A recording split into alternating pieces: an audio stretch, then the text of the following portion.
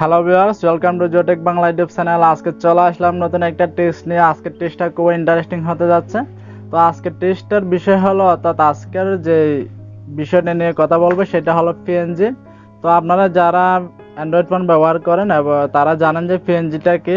যদি নাও জেনে থাকেন তাহলে আমার ভিডিও থেকে আজকে জেনে নিতে পারবেন। তো পিএনজিটা হলো আসলে যে কোনো ছবির ব্যাকগ্রাউন্ডবিহীন একটা অবয়ব তৈরি করা। তো এটা আপনারা গুগলে সার্চ করে বা বিভিন্ন মাধ্যমে আপনারা পিএনজিটা ডাউনলোড করতে চান। তো আমি আজকে দেখাবো আপনারা কিভাবে গুগল থেকে সার্চ না করে, ডাউনলোড না করে আপনারা যে কোনো ছবির বা যে কোনো মানুষের পিএনজি ছবি তৈরি করবেন। এবং আপনারা চাইলে আজকে এটা জানতে পারবেন যে পিএনজি ইফেক্ট কিভাবে তৈরি করবেন।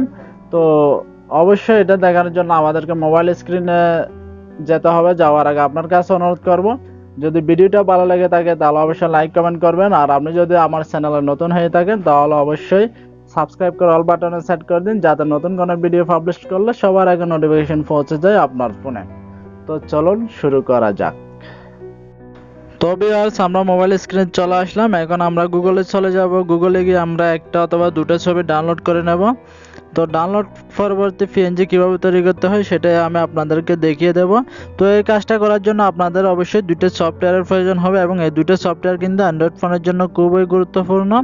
তো এই দুটো সফটওয়্যার আপনারা চাইলে প্লে স্টোর থেকে পেয়ে যেতে পারেন, এবং আপনারা চাইলে আমার ডিসক্রিপশন বক্সে লিঙ্ক দেওয়া আছে, এখান থেকে চাইলে ইনস্টল করে নিতে পারেন। তো ছবি ডাউনলোড করা হয়ে গেলে এখন আমরা প্রথমে একটা সফটওয়্যারে চলে যাব। তো একটা সফটওয়্যার হলো ফটো রুম। তো এই দুটো সফটওয়্যারের মধ্যে, অর্থাৎ একটা সফটওয়্যার হলো ফটো রুম। তো আমরা প্রথমে এই ফটো রুমে চলে যাব। ফটো রুম, এটা সফটওয়্যারটা যখন ওপেন হবে তখন আপনারা এখানে একটা প্লাস চিহ্ন দেখতে পাবেন। এখানে ক্লিক করলে আপনারা যেই ছবিটা, মনে করেন আমি ডাউনলোড করলাম গুগল থেকে গিটারের, এটা চলে আসবে। এটা সিলেক্ট করার পর দেখতে পাচ্ছেন এখান থেকে এটা স্ক্যান হয়ে ব্যাকগ্রাউন্ডটা সরে গেল। এখন আমরা এখান থেকে এটা পিএনজি করে নেব। তো এই জন্য আমরা ব্যাকগ্রাউন্ড একটা অপশন দেখতে পাচ্ছেন, এটাতে ক্লিক করলে এটার চারপাশে যে ব্যাকগ্রাউন্ড এটা সিলেক্ট হয়ে গেছে। এখন আপনারা এটা ডানে বামে বা উপরে নিচে করে ব্যাকগ্রাউন্ডটা টাচ করে সরিয়ে দিবেন।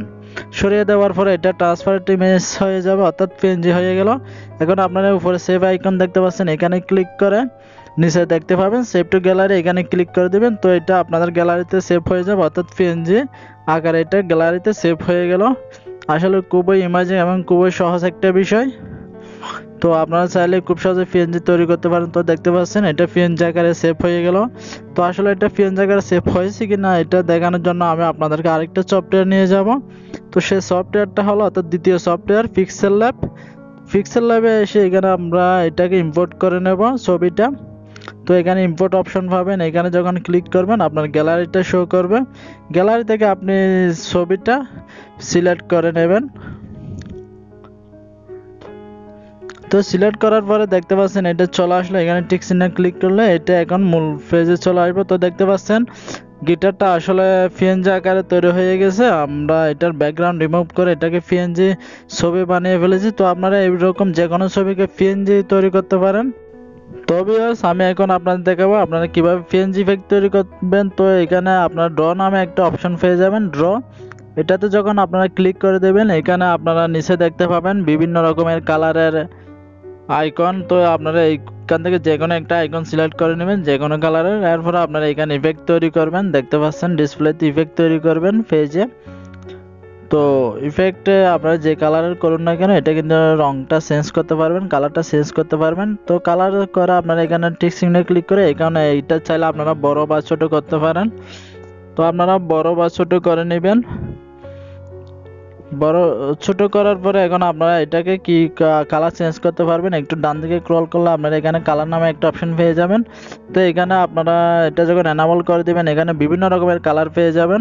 তো এখান থেকে আপনারা যে কোনো কালার চেঞ্জ করতে পারেন। তো আমি এটাকে ইয়েলো কালার হিসেবে একটা পিএনজি তৈরি করব।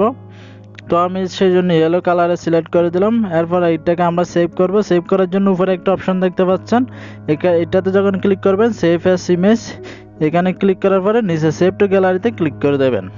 তো এটা আপনাদের গ্যালারিতে সেভ হয়ে যাবে। এখন আমরা আবার চলে যাব সেই ফটো রুমে। এখানে গিয়ে আমরা সেই আগের মতোই এটার ব্যাকগ্রাউন্ড রিমুভ করে দেব। তো এটা এভাবে সিলেক্ট করে আপনারা এইভাবে স্ক্যান হয়ে যাবে। স্ক্যান হওয়ার পরে এখানে ব্যাকগ্রাউন্ড রিমুভ হয়ে যাবে। এখন তো আপনারা ব্যাকগ্রাউন্ডটা এরপরে সিলেক্ট করে দিলে ব্যাকগ্রাউন্ড আপনারা সরিয়ে ফেলবেন।